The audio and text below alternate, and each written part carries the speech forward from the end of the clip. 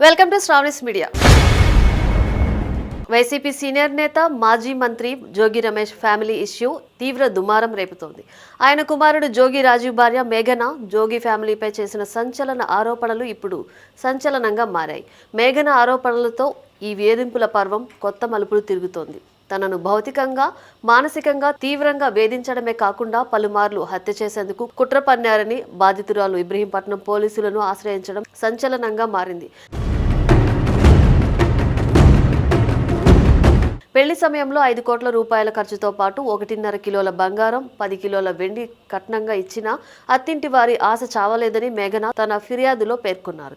వివాహమైన కొద్ది రోజులకే అదనంగా మరో 5 కోట్ల రూపాయల నగదు, ఫార్చ్యూనర్ కారుతో పాటు అత్త ఆడబడుచులకు వజ్రాల హారాలు తీసుకురావాలని వేధించడం మొదలుపెట్టారని ఆరోపించారు. దీనితో పాటు తన పేరిట ఉన్న స్థిరాస్తులను భర్త రాజీవ్ పేరిట బదిలీ చేయాలని తీవ్ర ఒత్తిడి తెచ్చారని, భర్తకు ఉన్న శారీరక సమస్యలను దాచిపెట్టి మోసపూరితంగా పెళ్లి చేశారని ఆవేదన వ్యక్తం చేసింది. కేవలం కట్నం వేధింపులతో ఆగకుండా ప్రాణాలు తీసేందుకు అత్తింటి వారు ప్రయత్నించారని ఆరోపించింది మేఘన. ఇంటి టెర్రస్ పై నుంచి మామ జోగి రమేష్, ఆయన సోదరుడు రాము, స్వామి అనే వ్యక్తి కలిసి కిందకు తోసేందుకు యత్నించారని ఆరోపించారు. గోవా ట్రిప్ కు వెళ్లిన సమయంలో బోటులోంచి నీటిలోకి నెట్టేయడానికి చూడటమే కాకుండా నిర్జన ప్రాంతంలో ఒంటరిగా వదిలేసి వెళ్లారని పేర్కొన్నారు. హైదరాబాద్ నార్సింగ్లోని విల్లాలోనూ తనపై భౌతిక దాడులు చేసి కాళ్లతో తన్ని, దిండుతో ముఖాన్ని నొక్కి చంపేందుకు ప్రయత్నించారని తీవ్ర ఆరోపణలు చేశారు. ఇటీవల జరిగిన ఓ అర్ధరాత్రి ఘోరాన్ని వివరిస్తూ మేఘన కన్నీటి పర్యంతమయ్యారు. మామ జోగి రమేష్ ముఖంపై దిండు గట్టిగా నొక్కిపెట్టగా భర్త రాజీవ్ మెడకు చున్నీ బిగించి ఊపిరి ఆడకుండా చేసి చంపేందుకు చూశారని చెప్పారు. కాళ్లపై పడి ప్రాధాయపడటంతో ఆ క్షణానికి ప్రాణాలతో వదిలేశారని, ఆ తర్వాత రోజుల తరబడి ఇంట్లోనే బంధించి కనీసం తిండి కూడా పెట్టకుండా చిత్రహింసలకు గురి చేశారని తెలిపారు. ప్రాణభయంతోనే తాను పోలీసులను ఆశ్రయించాల్సి వచ్చిందని స్పష్టం చేశారు మేఘన. బాధితురాలు మేఘన ఇచ్చిన ఫిర్యాదు ఆధారంగా ఇబ్రహీంపట్నం పోలీసులు మాజీ మంత్రి జోగి రమేష్ సహా ఆయన కుటుంబ సభ్యులపై కేసులు నమోదు చేసి తీవ్రంగా దర్యాప్తు చేస్తున్నారు.